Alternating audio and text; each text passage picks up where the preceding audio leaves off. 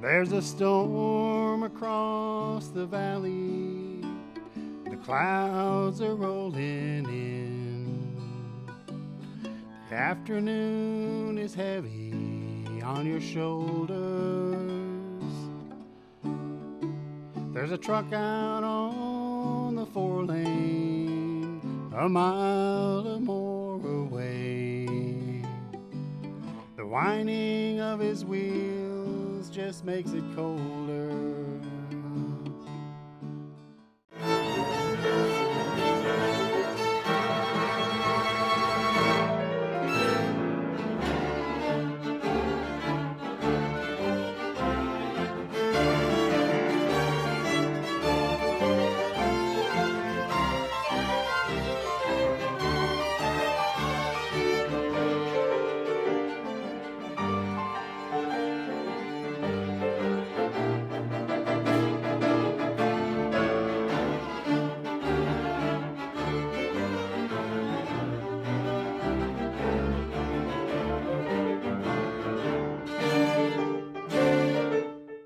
Welcome to Community Forum. My name is Priscilla Almquist Olsen, your host, and today is June 13th, 2022. And I am delighted to welcome to the show Michael Korn, violin virtuoso and local director of music at the Oliver Ames High School. So many of you, the viewers today, your children will be, you should call them to the screen and share the program with them, because they all know Michael very well and have benefited from his incredible talent. So tell me, Michael, what's happening? What are you're here to publicize a very important festival. You want to share that information? I will absolutely share this information, and Priscilla, thank you for having me here. I just would like to set the record straight. I'm not the director of music at Oliver Ames. I am the orchestra teacher, and I love what I do. I love teaching all of my students and see how they become musicians and even better people.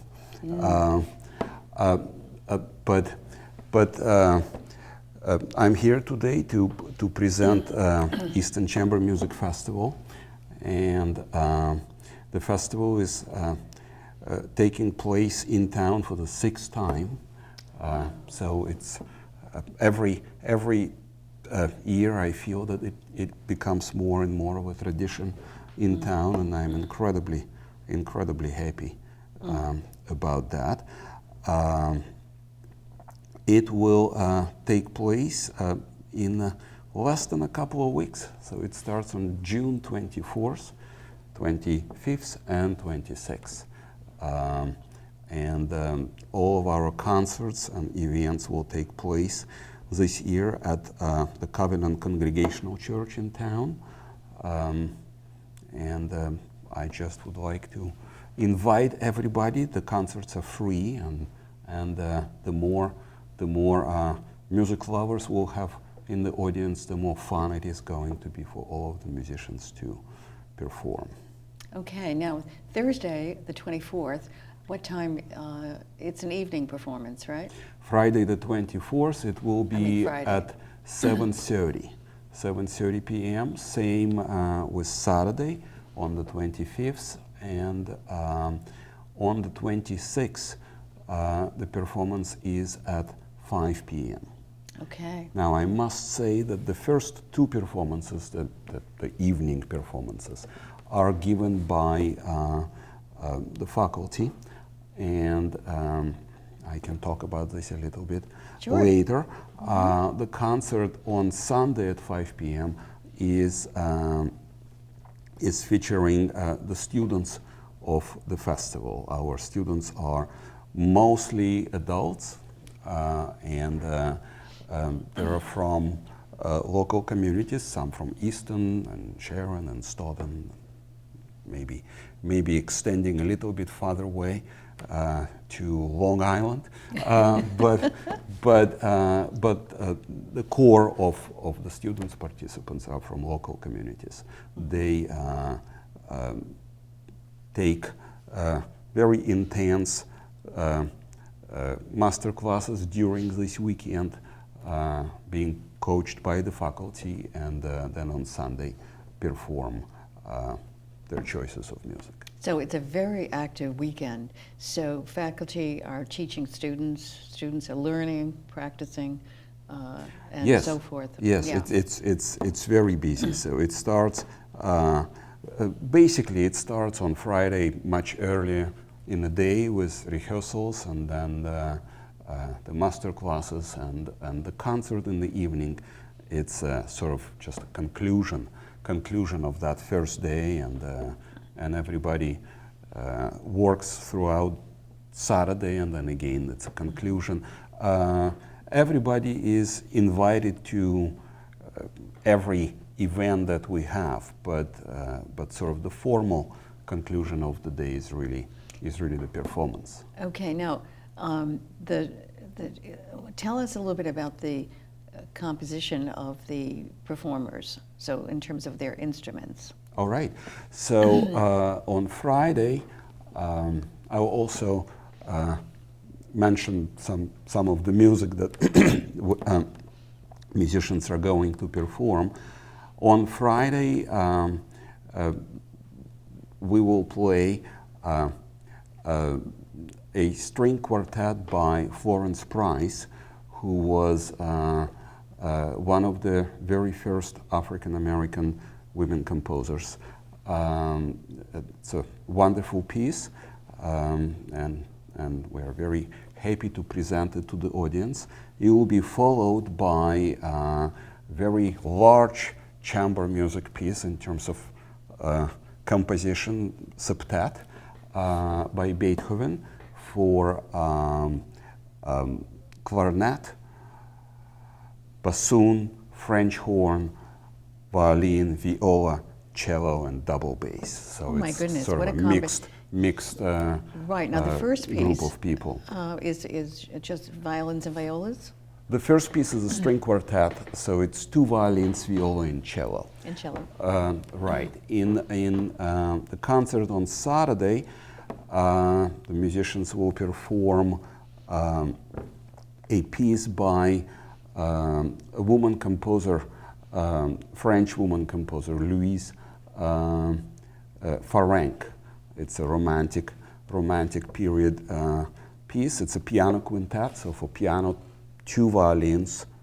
Am I making it up? Yes. For piano, violin, viola, cello, and double bass.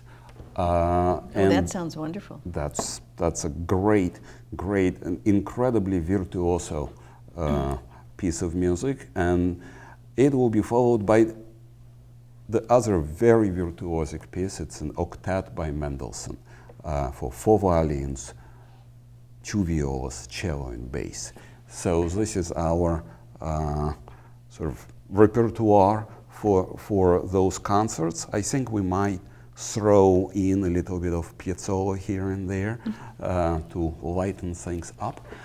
Although neither octet, Mendelssohn's octet nor Farrenc's quintet don't need to have any lightening. They're incredibly flashy and yeah, well, it sounds like it. Beautiful especially, pieces. Well, both Friday and Saturday sound wonderful, especially since you have so many wind instruments playing. I mean, right. Nobody's going to fall asleep. Exactly. We started this tradition before COVID. So actually, the very first festival that we had only strings, and then we started, expanding it to more winds as well. And last year we were a little bit more modest with wind players due to just coming out of COVID, and we wanted to be more on the cautious side, and this time we have 3 wind players and well, strings. I think most people, when they think of chamber music, they think of violin, viola, and cello. But you have really redefined the definition of chamber music with all of these wind instruments and then the choice of music too. So, you know, because I know that some people have difficulty because they love the music so, and you can lull them to sleep. But this is not going to happen. No. It with really this- shouldn't. No. It really shouldn't happen. The concerts, by the way, are kind of on a shorter side, also. So there will Okay. be with no intermission, and so we'll start at 7:30. Oh, good. Should be done with the music before 9. Okay. By 8:45. So we want So to 1 hour and 15 start and minutes. go Right. and go straight. So people can plan on their evening after that. So, but tell me, Sunday you're going to have the students who have benefited for the past 2 days from the faculty, and how many are involved? 40 this year. 40. 40. That's it's really, we are growing, which is a wonderful thing. I must say it would not have happened without such a great support from the community. Right. Well, we are about twice as big than we were in the past in terms of students. What compelled you originally to start the festival? I had a very simple impulse. I just wanted to bring best classical music performers and sort of best examples of the chamber music to Easton. And I strongly believe that in order to do it, it needs to be widely accessible, rather, and therefore the concerts are free. And once again, it is only possible to make them free because we are so well supported by the community through GoFundMe donations, through Massachusetts Cultural Council and Easton Cultural Council grants, and we get grants from the surrounding communities as well. So tell me, what's the person who comes from the furthest distance? Is it Long Island? This time I think it is Long Island. Because I think in the past it was Paris, wasn't it? This time as well. So I was only talking about the students. Our faculty comes from everywhere. Our pianist is a wonderful Brazilian pianist, Victor Queiroz. Pascal Dilace Feldman comes from Paris, and Alexei Shabalin, violinist, comes from Russia. So yes, we have people who come from far away. Yes. But we also have our local, our homegrown. That's right. Well, that sounds like you're getting the best of the best. Yes, they're all wonderful musicians. And you should be very proud of what you've accomplished. And when you mention Russia, I mean, that's your original homeland, isn't it? Yes, about 32 years ago or so. But yes, that's where I grew up. Yes, you grew up there, but then at an early age, your family emigrated to Israel. Is that right? That is also correct. So now you speak Russian, you speak Hebrew, and you speak And I speak English a little bit too, yes. Pardon? And I speak a little bit of English as well. Yes. And it's interesting because I've interviewed you before, and I just love the story about your being enticed to come to the United States and participate as a violinist in a conference. Can you talk us and that was a turning point in your life. Can you tell us a little bit about that? That's right. I came here from Israel in 25 years ago, and I played in that festival. I met some wonderful musicians there, and when it was about time to to depart, we had conversation, a party, and there were people who came to me and they said, "You are such a good violinist. We need good violinists here."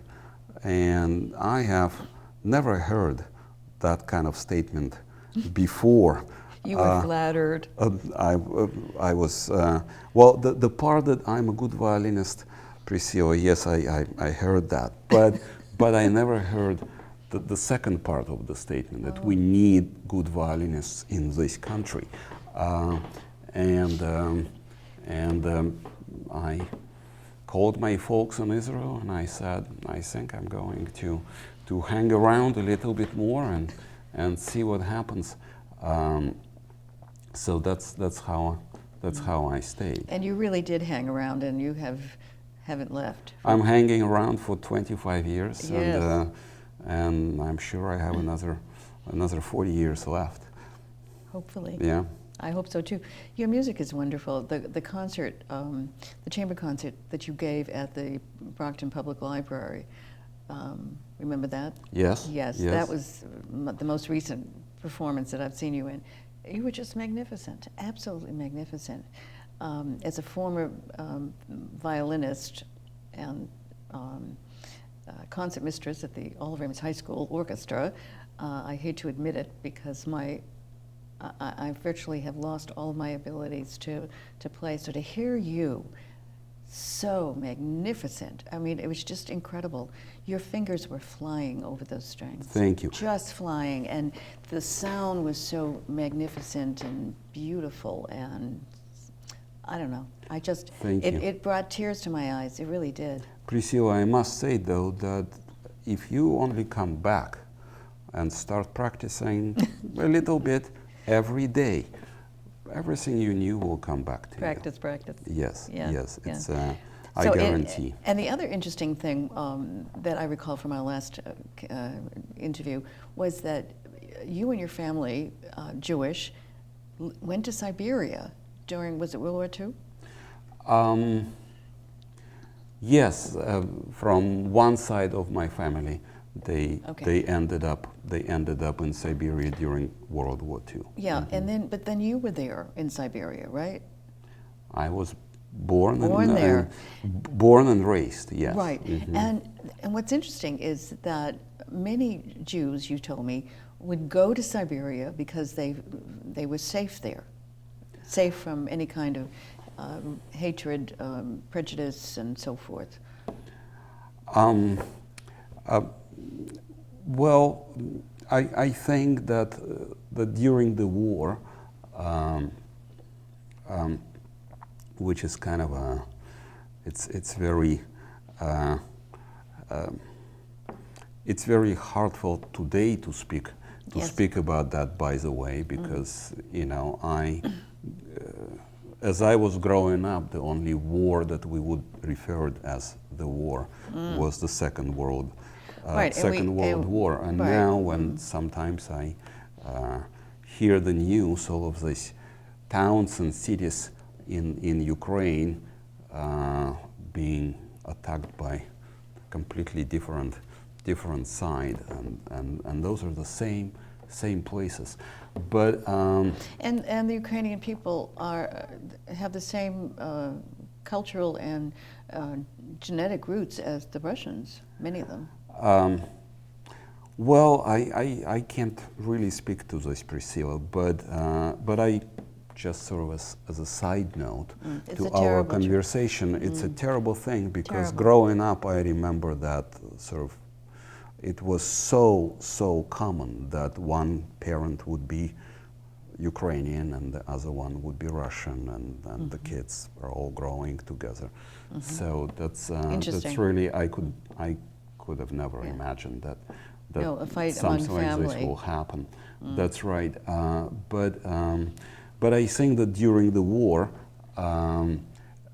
Jews or not Jews sort of ended up in Siberia because it was very far away and it was sort of the safest place Yeah. everybody could So tell me, escape how to.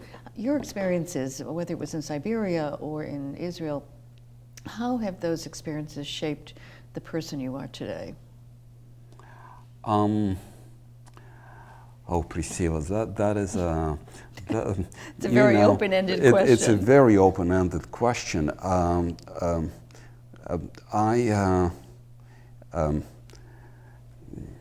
I guess I moved and lived all over the place. In between, I lived in Spain a little bit and in Germany a little bit as well.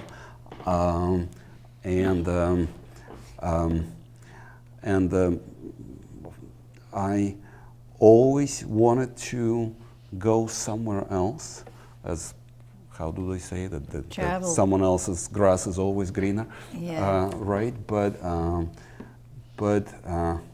I'm here now. I'm not going anywhere else. It's a sign of your getting older. Perhaps it has something to do with that, or maybe it's just it's a good place. Yes. Now, my final question is: will you be performing yourself? Very little. I really one of my goals in bringing the festival here is to bring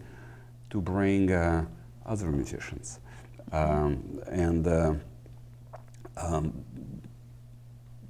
so Jen Halloran, who is a clarinetist, she is from Boston. She teaches at Boston Conservatory.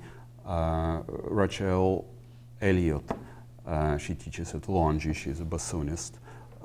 Emmanuel Feldman, the cellist, he is one of the most accomplished American cellists. Is he the one living in Paris? Well, his wife is from Paris, and I think they go back and forth. But yes, and Lisa Suslovich, violist. She comes from Florida. All these people are assembling here in Northeastern. That's right. So actually, we do have a very good company, yes. and I think that I will play in one of the pieces that I mentioned. I will play in one piece, and I will play sort of not the first violin, but I will be in the group because I really enjoy playing with all of these musicians. And that means that, I mean, you're doing this for all of us spectators, but you're doing it also for the faculty who must be thrilled to be playing with other people who are as accomplished as they are, and then of course the students who are learning from these incredible musicians. I will probably give it to you as a little secret. I think that the faculty does enjoy that. They work so much. They're incredibly busy. In fact, we start working before the festival, so we will all begin rehearsing next Monday. Oh my so we'll be goodness. rehearsing for quite a few days before the sort of festival actually happens. And I am sure that they would not come back over and over again if that would not be to their liking. So I think it's a great group of people, very good musicians, very good teachers, and the students all always comment on that, and they always say, can I have the same coach? But then I mix it up a little bit, and the next year they say, can I have the same coach again, this one and that one. So I think it's a real festival. It's a very good event for people who participate, for the town, and I hope for the audience as well. Yes, and so we hope that those of you who are listening and watching at home, that you will turn out and support and enjoy this magnificent festival and the performances by some of the world's best performers, as Michael outlined. So to recap, Friday, June 24th, 7:30, Saturday, June 25th, 7:30, and Sunday, June 26th, at 5 p.m. And all of those concerts will take place at Covenant Congregational Church, and that is located on Center Street in North Easton. So we invite you all to be there. Come early so you can get a good seat, so you don't have to stand. That's what we're expecting. We're expecting a full house. And so thank you, Michael, so much. Thank you so much, Priscilla, for having me and everybody come over. Enjoy the music. Yes, and you will enjoy the music. This is Priscilla Almquist Olsen signing off for today. Until we meet again, be well.